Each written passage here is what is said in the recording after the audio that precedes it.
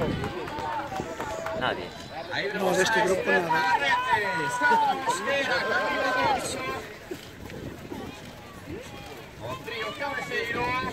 Penso que moito remolque, Muy pequeño, Rocío Alvites, afianzando liderato por escuadras. Esther muy cómoda.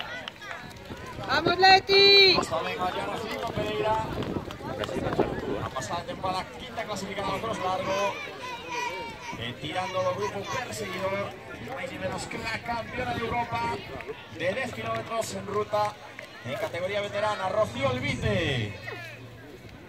Vemos a paso de Soledad Castro, toda una campeona del mundo veterana de carreras de montaña, pasada temporada.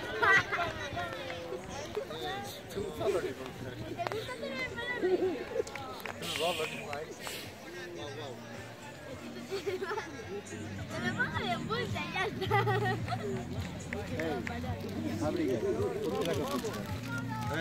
Carla. Vale, sí, papá. Estás con fiebre e andas así. Dille que si vais a fiebre. Sí, a fiebre vai ser.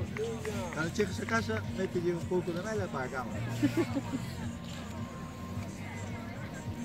Non facas como a mí que... Ao salir do traballo, E pronto outra vez.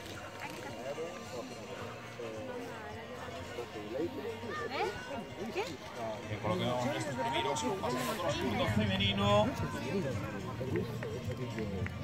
La prueba que tendrá que dar 3 vueltas para totalizar los 3.900 metros de percorrido. Y a triatleta Camila Alonso no muevita, podría repetirse con tridente.